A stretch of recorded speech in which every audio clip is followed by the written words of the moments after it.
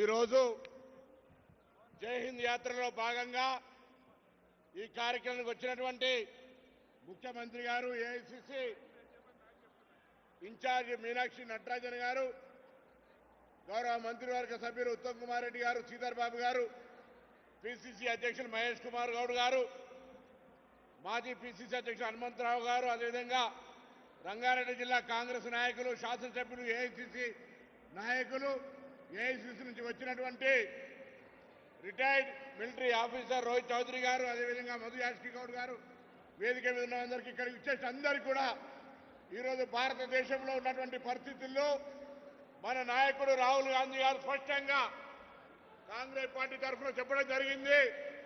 భారత ప్రధానిగా భారతదేశ ఐక్యతకు సంబంధించి, భారతదేశ అంతర్గతంగా భద్రతకు సంబంధించిన విషయంలో భారత ప్రభుత్వం ఏ నిర్ణయం తీసుకుంటే అందుకు మద్దతు ఇస్తామని చెప్పినారు.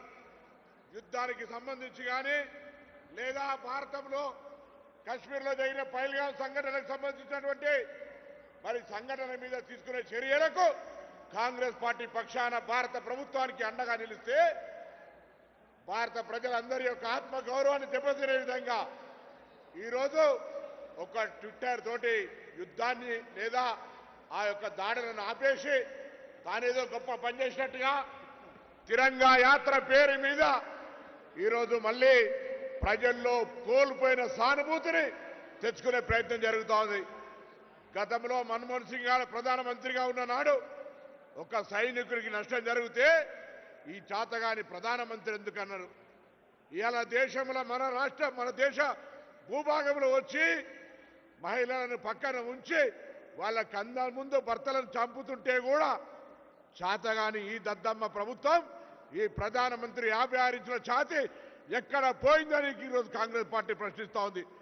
ఆనాడు పుల్వామా సంఘటన, దానికంటే ముందు ఇంకొక సంఘటన, ఈ సంఘటనలను రాజకీయంగా వాడుకుంటూ పబ్బం గడుపుకునే సందర్భంలో వాస్తవాలను దేశ ప్రజలకు చెప్పాలని ఈరోజు జై హింద్ యాత్ర జరుగుతూ ఉంది.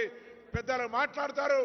మనం ఒకటే ఎక్కడికి వెళ్ళినా భారత ప్రభుత్వం, ప్రధానమంత్రి మోడీ ఆర్భాటాలకు, అట్టహాసాలకు, అబద్ధ ప్రచారాలకు మాత్రమే తప్ప వాస్తవికంగా భారతదేశ అంతర్గత లేదా పక్కన అంతర్జాతీయ సంబంధాలకు సంబంధించి వైఫల్యం పొందిన విషయాన్ని చాటి చెప్పేలా ప్రయత్నం చేయాలని కోరుతూ మరి పెద్దలందరికీ నమస్కారం చెప్తూ సెలవు తీసుకుంటా ఉన్నాను. ఏఐసిసి సభ్యులు రోహిత్ చౌదరి గారిని మాట్లాడాల్సిందిగా కోరుతా ఉన్నాను.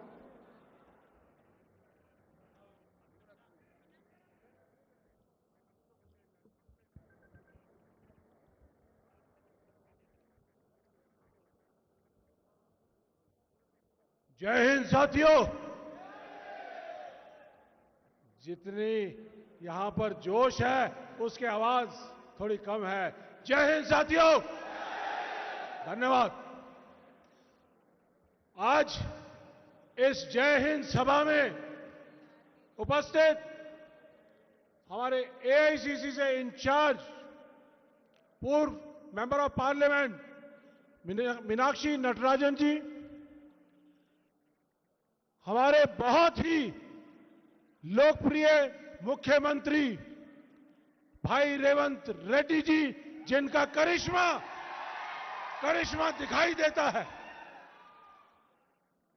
हमारे तेलंगाना प्रदेश कांग्रेस कमेटी के अध्यक्ष महेश गौड़ जी, हमारे बहुत ही जुझारू और हमारे सीनियर रहे आपके बड़े ही प्रिय ग्रुप कैप्टन उत्तम रेड्डी साहब, जिन्होंने